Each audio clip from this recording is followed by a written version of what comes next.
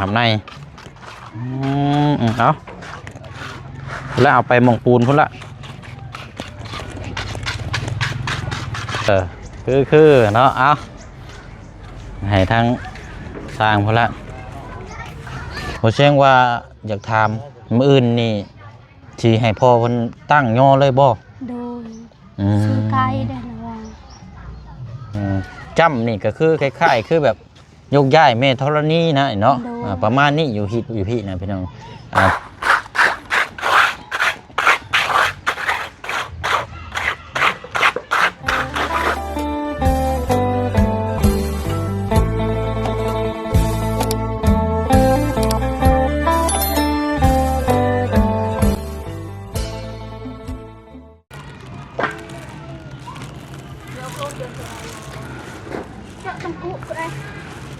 พี่น้องเนาะมาต่อกันอีกเนาะเป็นเวลา11 โมงก็จะเข้าเที่ยงแล้วล่ะพี่น้องเนาะใกล้สิกินข้าวเที่ยงข้าวน้ำซ้ำปลาแล้วล่ะเนาะมาเบิ่งน้ำกันกะโอ้พี่น้องเนาะได้เห็นทางผู้สร้างเพิ่นมาดำเนินการในการปลูกสร้างในการขุดนี่ก็ดีใจเลยพี่น้องเนาะเพราะว่าเฮาก็ติดตามมาเกือบ2 อาทิตย์ปลายเนาะตั้งแต่งบมาพร้อมไม้อย่างต่างๆนะพี่น้องเนาะมามื้อนี้ก็นี่แหละพี่น้องเนาะกำลังจะเทพื้นไว้ให้มันแข็งโตเดี๋ยวสิพูดคุยแล้วกับทางแม่น้องเอิงนำเนาะพี่น้องเนาะเพราะว่าถ้าเทอันนี้มันแข็งโตแล้วก็มื้ออื่นเนาะอาจจะได้ตั้งเสาไว้เลยนะพี่น้องเพราะว่ามันตามขั้นตอนเนาะพี่น้องเนาะกันสิเว้ากันโอ้เอาสิประมาณนี้แหละพี่น้องเนาะ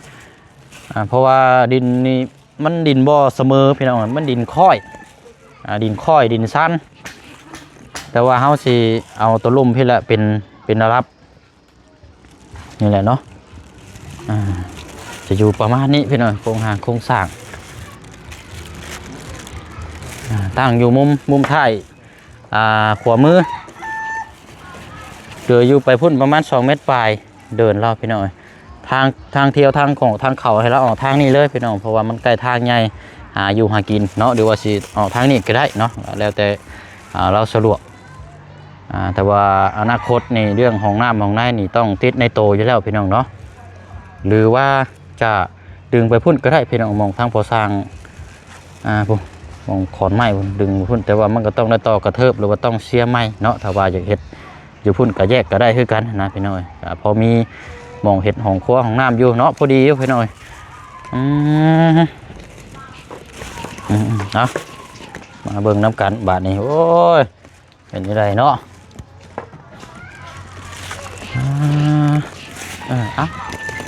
เอาสบายดีพอเด้อถือว่ามื้อนี้เครื่องมือแล้วอยู่นี่เนาะจบจากนี้ก็แม่นสิยิ่งยาวไปบ้านน้องลังเนาะ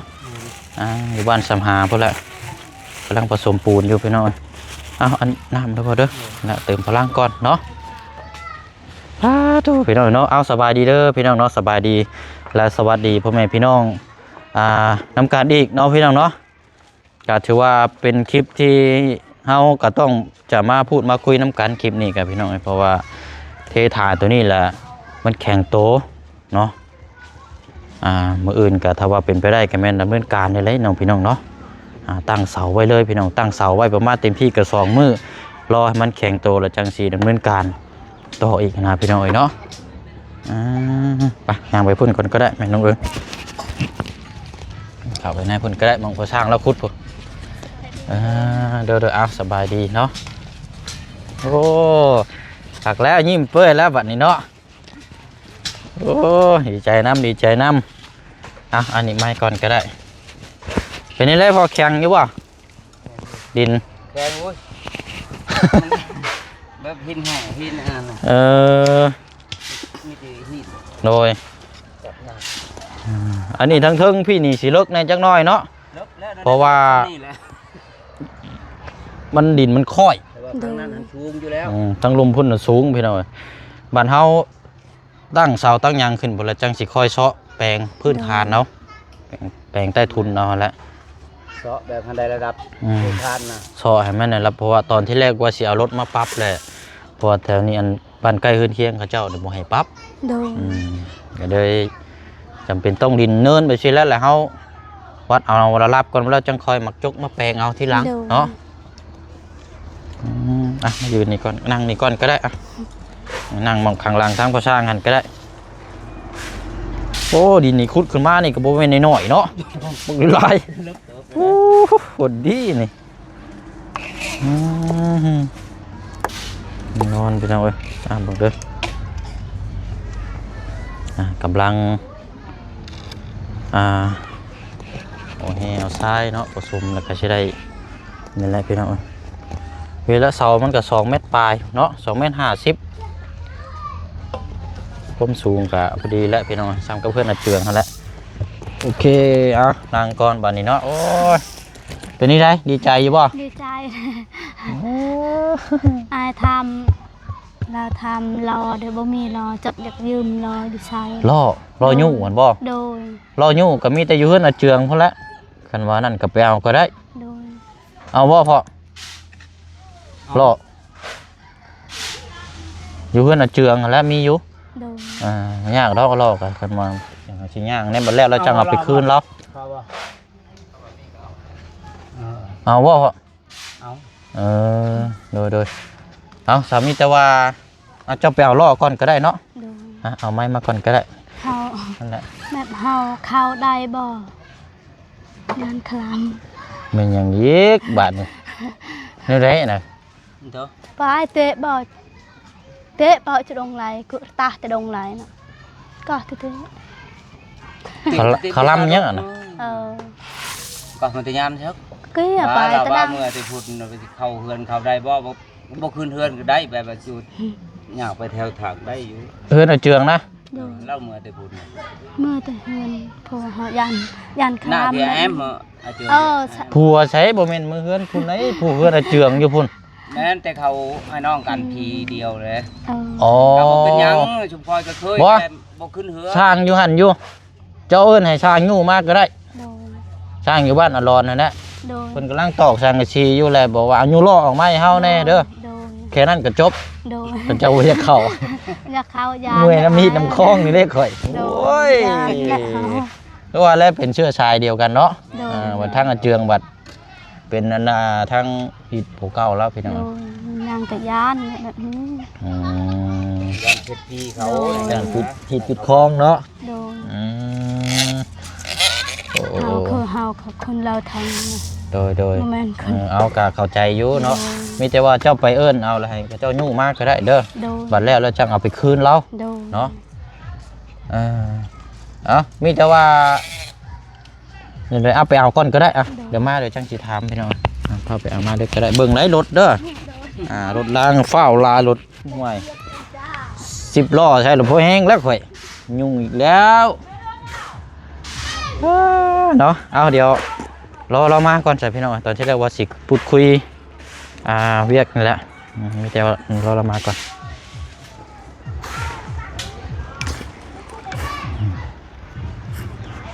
พอดีมาต่ออยู่พี่เครื่องมือเนาะมาอื่นกันมันว่าเป็นอันนี้เป็นยังง่ายพุ่นเลยมันลงลัง มันตามมืออื่นกับเครื่องมือ เลยก็น่าจะมื้ออื่นนี่แหละตามที่เขาคิดไว้นี่พอก็ได้คือกันพี่น้องวันตั้งไว้เครื่องมือแหละมันก็ยิงไปพุ่นโดยเดี๋ยวรอเรามาก่อนถามเรา งานช่องมือก็ว่ามุ่งแล้วนะ พอดีรอให้ตัวนี้มันแข็งโตเลยเนาะ ช่องมือคือตั้งเลยช่องมือให้มันวาง ตัวนี้ก็ให้มันแข็งกันเต็มที่กับ2 มื้อเดี๋ยวว่าพวกเขาใส่ปูนแดงอยู่เนาะมันก็สินั่นอยู่กับเบิ่งตัวจริงน้ำกันหั่นละโอ้เนาะเบิ่งก่อนบุกมาเบิ่งทางนี้ก่อนแห่ซ้ายเป็นนี่ใดเหยียบกับระเบิดบ่แห้งได้นี่ติดเต็มเลยนี่นี่แหละพี่น้องซ้ายว่านี่อยู่หุ่นกับเจ้าคนมาไว้นี้ใกล้นี่รถเข่ามอนกับค่า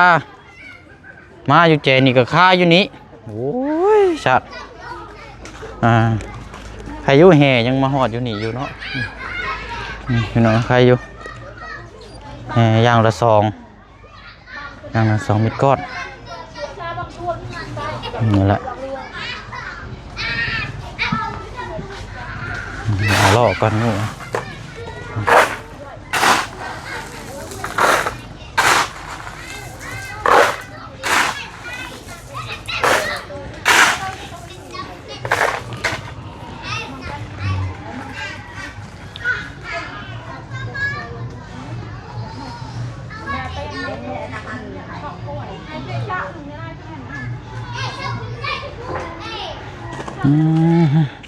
ทรายนี่ก็เรืออีกเนาะทรายเรืออีกกะพันสิว่าก็มาเพื่อไว้อะไรพี่น้องเพื่อห้องน้ำห้องในแล้วมีห้องน้ำห้องในแหละเพราะพี่น้องก็ให้ความสนใจหลายเนาะอย่าลืมห้องน้ำเด้อว่าฉันเนาะกะเบิ่งน้ำกันนั่นแหละพี่น้องตัวจริงน้ำกันเนาะจบจากเคลื่อนซ่านไปแล้วนั่นสิมีตอบอหรือว่าจะไหนก็เป็นอยู่น้ำพี่น้ำน้องเนาะทางผู้ใหญ่น้ำกันนั่นแหละพี่น้อง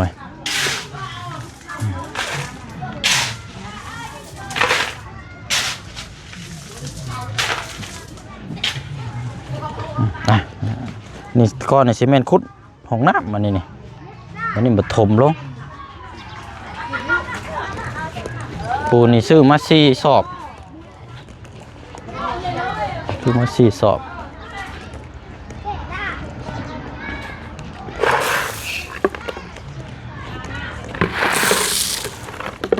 น้ำในกุทางกะละมัง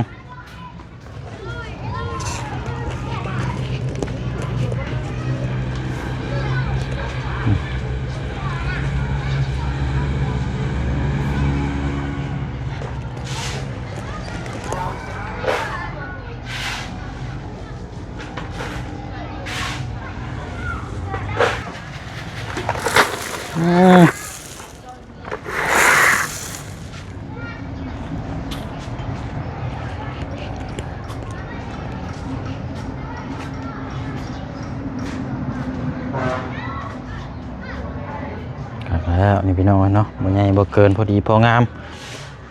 นี่ก็เหมาะพอดีแล้ว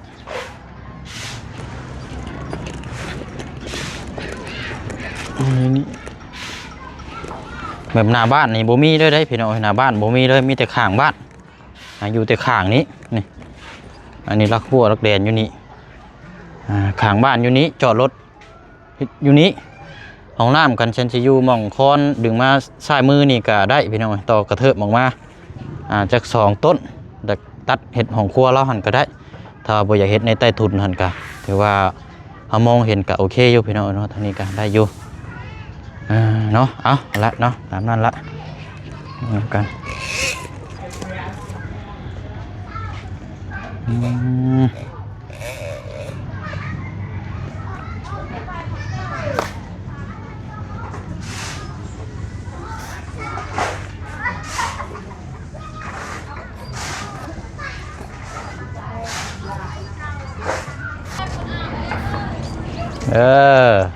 คือเนาะเอาให้ทั้งสร้างพอละบัดแล้วเราจังเอาไปคืนเราล่างเราจังเอาไปคืนเราอยู่เพื่อนพอละยามสีใส่หรือว่าเมื่อนั่นเขายังสีใส่เนาะสังกะเอาทั้งว่ากันพี่น้องเดี๋ยวคุยเพราะว่าเอาไว้ก่อนก็ได้ป้าสับไปนั่งพุทธก่อนก็ได้ครับของเก่าหันละ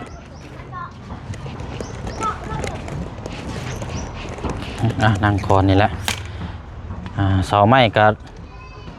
เสา4 เมตรเลยเพิ่นให้มาตัดเอาเองเพิ่นว่ามันกระเทินเพิ่นว่าโอ้ยเอาตัดก็ตัดว่ะถึง3 เมตรนั่นแหละพี่น้อยเนาะยัดไม้พี่อีกก็ได้โอ้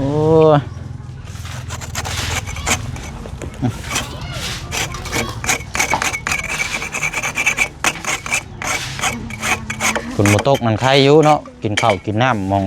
พอได้อันนี้เนี่ยจังน้อยพี่น้อยเนาะเอาไม่ก่อนก็ได้ยุงนี่ก็ได้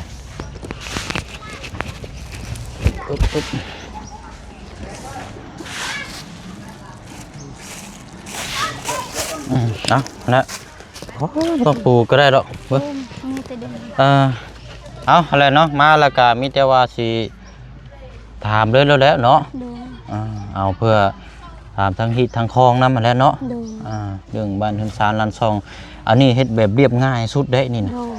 เป็นหยังจังว่าซั่นถ้าเป็นอีกแบบหนึงคือแบบเพื่อนนั่นจะใช้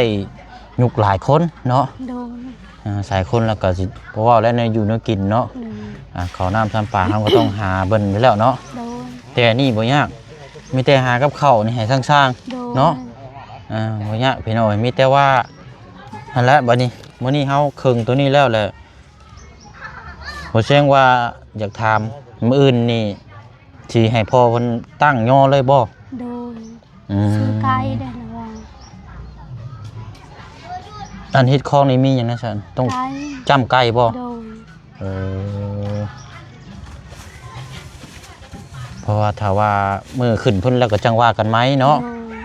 โดย จ้ำนี่ก็คือคล้ายๆคือแบบยกย้ายแม่ธรณีนะเนาะ โดย ประมาณนี้อยู่พี่นะพี่น้องจ้ำแล้วเฮาก็กล่าวบอกเพิ่นว่าเฮามาปลูกเฮือนซานอยู่นี้เนาะ โดย มาสร้างครอบครัวประมาณนี้บ่ โดย หรือว่ามาสร้างพื้นฐานมาอายุอาศัยกินอยู่นี้เนาะ โดย เนาะตามนั้นและสามีแต่ว่าเอาเป็นมื้ออื่นเลยเนาะ โดย มื้อนี้ประมาณครึ่งแล้วก็มื้ออื่นก็แข็งพอดีแล้วตัวนี้ก็แข็งโตพอดีเพราะว่ามันปูนแดงอยู่พี่น้องแล้วก็สร้างเพิ่นตั้งเสาเซียนเสาไว้เพราะว่า6ต้นนึงเนาะมันก็บ่ได้หลายปานใดนะพี่น้อง แม่ก็ให้ อืม ให้พี่น้องซอยก็ให้กินน้ำ200,000ก็ให้เด้ อันชายเห็นบ่ โดย นี่แล้วเนาะ โดย ก็เอาเงินที่อันทางทีมงานมอบให้นั่นแหละเนาะ โดย เนี่ยซอยกันให้แหละเนาะคือบ่เชียงว่านั่นแหละ โดย อันใดที่กะให้มันรวดเร็วแล้วก็ที่ว่ามันคล่องแคล่วหรือมันพึ่งพากันได้เฮาก็นี่แหละเนาะถ้าเฮาบ่ซอยแบบคนหนึงเบิ่งคนหนึงเฮ็ดเนี่ยมันได้อยู่แต่ว่ามันช้าเนาะ โดย ดีแล้วเนาะ โดย เราจ้างอันน่ะให้เขาเจ้าขนทรายเมื่อวานนี่200,000 โดย โดยโอเคซะเนาะก็เอาเป็นมื้ออื่นเนาะ โดย มื้ออื่นตั้งพี่น้องประมาณ 7:00 นก็ได้เนาะ โดย 7:00 นเช้าเอาเช้าก็ได้แล้วก็ตั้งแล้วก็มีแต่ว่ารอมันแข็งโตเนาะอันนี้ก็จังว่ากันอีกเทื่อนึงอันนี้ก็พี่น้องหลังจากจบตัวตั้งเสาไปแล้วแต่ว่าฮิตคลองอย่างนี้บ่เชียงบ่ฮู้แล้วจัดแจงเองเลยเด้อ โดย มีอย่างแน่ส่วนหลายชาติเก่าก็ได้นั่นแหละอันแบบพวกไผ่อันผูกอันนี้เนาะ โดย ผูกเสาผูกยางอะไรเด้อจัดแจงหาเองได้นี่เด้อบ่เชียงบ่ได้อันนี้ได้ โดยให้ในบ่าวเด้อ ให้เราว่าผู้เพิ่นฮู้อันนั้นเด้อ โดยคอแห้งเขา อันดาพายเนาะ โดย มีไส้มีติ๊บเขาเนาะ โดย ต้นยอกกล้วยยอดกล้วยยอดหยังคือเพิ่นตะเก้าหั่นแหละเนาะมัดใส่เสาใดเสาหนึ่งก็ได้เด้อ แต่ข้าวก็บ่มี บ่มีก็บ่เป็นหยังเอาโตเท่าที่มีหั่นแหละ โดย เอาโตที่ว่านี่ยอดกล้วยนี่ก็มีนี่ โดย ยอดย่อหรือว่าพาย โดย ที่ว่ามาใส่ในเฮือนให้มัน โดย อันนี้แหละเนาะ โดย ก็มัดใส่เสาใดเสาหนึ่งหั่นแหละเพิ่นก็หาคนที่เพิ่นฮู้จักแล้วก็มอบให้ทางผู้สร้างนี่เพิ่นบอกเพิ่นกล่าวก็แม่นได้แหละเนาะมันก็บ่มีหยังหลายหรอก โดย พี่น้องก็สิประมาณนั่นแหละเนาะ โดย การเกียมมืออื่นกันแต่ว่าตั้งไว้มันแข็งโตแล้วก็ติดตามเบิ่งนำกันแล้วบัดนี้พี่น้องเนาะเนาะดีแต่ว่านี่แหละเนาะ โดย ผลบ่นั่นตัวนี้ก็คันว่ามีอันปกปิดก็หาแนวมาปิดก่อนก็ได้เด้อ โดย ตัวนี้แต่ว่าหากผลกระทบสิบ่ตกหรอกล่ะเบิ่งนะพี่น้องคันว่ามันตกก็หาแนวมาปิดไว้เด้อ โดย ปิดไว้ในย่านน้ำมันลงปิดไว้ โดย เพอเจนปูนมันยังมาทันได้แข็งอยู่นะโอ้ยเนาะถือว่าเนาะดีใจน้ำพี่น้องเอ้ยเนาะ มือนี้ยังจะเห็นเสาตั้งขึ้นไปนี่ยังว่าแล้วบ้านนี่เนาะเอาเดี๋ยวสิเบิ่งทางสร้างน้ำนี่จะเด็กจังหน่อยก่อนพี่น้องสร้างมันกะสิเทตัวนี้แล้วก็แม่นว่ามืออื่นเนาะยังสิมาติดตามมาย่อเสาเลยพี่น้องเอ้ยพอสร้างเพิ่นกะสิยิ่งยาวไปบ้านสำหาพอแล้วบ้านนี้พี่น้องเนาะฉันเชื่อว่ากับเครื่องมือมื้อกับเครื่องมือนะฉันเชื่อฝนบ่นี่คือว่าแล้วมีกับมันบ่แห้งหรอกมันมาตามมวลมีดนี่ซื่อพี่น้อง โดย ว่ามื้อเช้านี่สังเกตแล้วก็มันผลลมมันมาแต่ใต้นี่นะพาผลก็ช่วงสีอยู่ตกเลยน่ะเนาะ โดย ตกบ่แห้งหรอกโอเคเอาละมีแต่ว่าแล้วก็สิเบิ่งน้ำนี่จะเด็กน้อยแล้วพี่น้องเบิ่งทางพอสร้างปฐมนี่ก่อนแล้วก็บ่เชิงก็สิออกไปหากินข้าวเนาะ โดย เอาฝากขอบมุกขอบใจทั้งผู้ใหญ่ FC ป้าลุงน้ำกันพร้อมกันเลยก็ได้เนาะ โดย เอาละ ขอบใจเด้อ นี่เพิ่นเบิ่งเพิ่นแย่งให้นี่แหละเนาะเพิ่นบ่ปะบ่ทิ้งเบิ่งน้ำกันนี่แห แม่ ละ ใจบุญกับแม่ใจดีเด้อพอพ่อใหญ่ใจบุญและแม่ใจดีเด้อป้าลุงอัดซีเด้อขอให้อยู่ดีไม่แห้งเด้อขอให้สุขภาพแข็งแรงความเจ็บบ่ให้ได้ความไข้บ่ให้มีเด้อขอให้เทวดาหักแพงหลายตลอดปีและตลอดไปสุขทางกายสบายและใจเด้อขอให้ยืนยาวเด้อขอให้เทวดาหักแพงหลายเด้อขอให้เจริญก้าวหน้าเด้อขอให้เจริญสาธุอายคือกันเด้อขอให้อยู่ดีมีแห้งเด้อขอให้สุขภาพแข็งแรงความเจ็บบ่ให้ได้เด้อความไข้บ่ให้มีเด้อขอให้เทวดาหักแพงหลายตลอดปีและตลอดไปสุขทางกายสบายและใจเด้อขอให้ยืนยาวเด้อขอให้เฮ็ดธุรกิจยังขอให้ได้หลายเด้อสาธุ เอาละเฮ้ยอะไรคือตื่นเต้นคือว่าแบบ ตื่นเต้นเลยดีใจ โ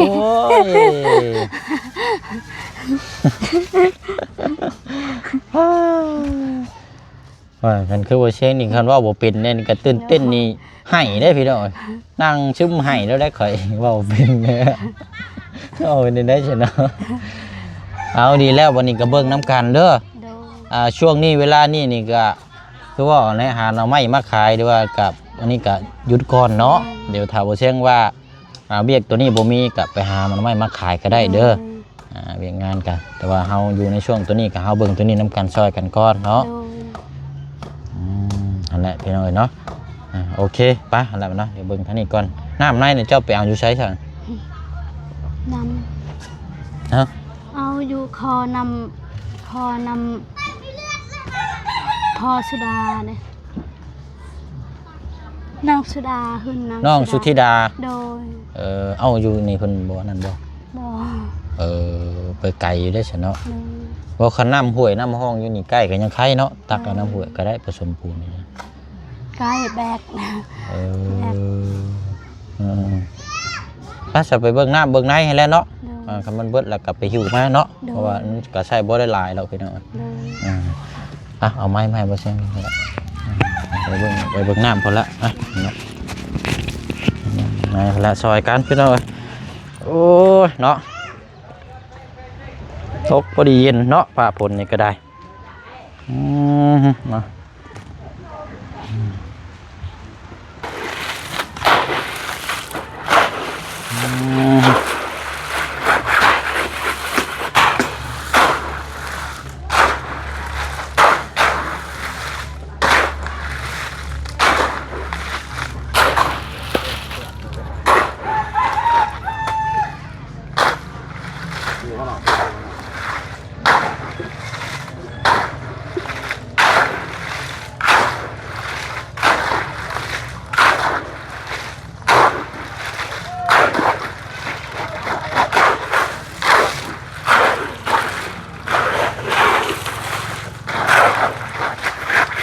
แล้วบ่ครับแน่บ่ไปแล้วบ่เอาตัวนั้นก่อนบ่ตัวนั้นพูดแล้วต่ำก่อนแหลกขึ้นมา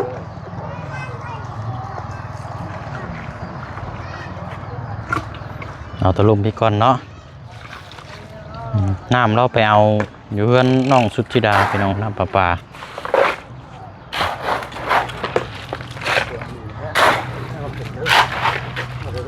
คันว่ามีกระพุยยังว่าให้เราตักมาไว้ทอดไว้เดี๋ยวเตรียมมืออื่นน้ำแน่ฮะละจะถามเราว่ากระพุย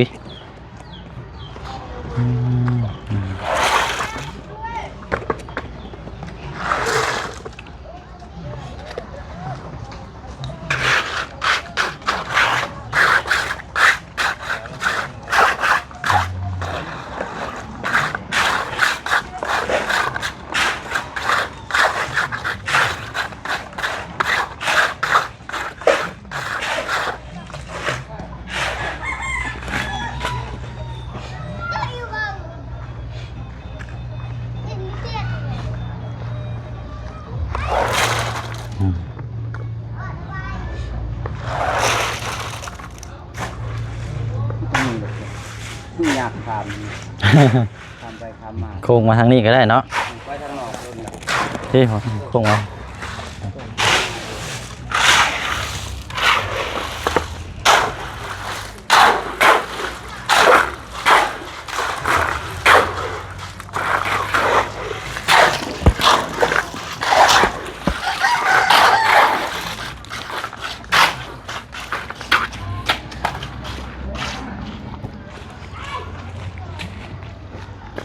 แกะอยู่ศอกหนึ่งเนาะปูน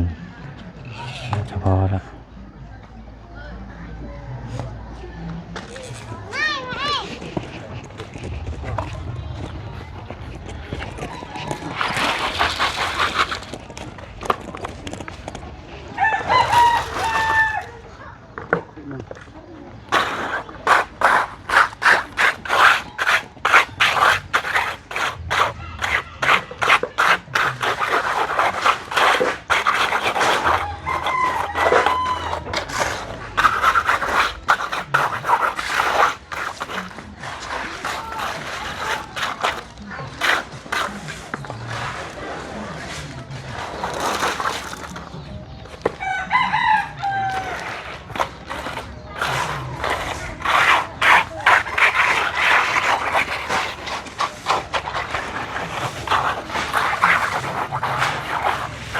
แต่ว่าแล้วพอแล้วจังหากินข้าวเนาะพ่อเนาะ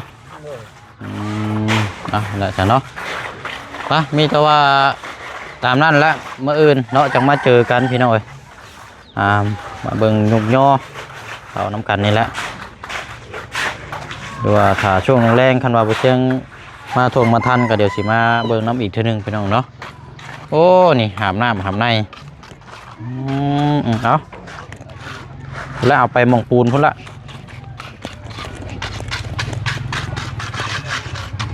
มีกระถางอยู่บ่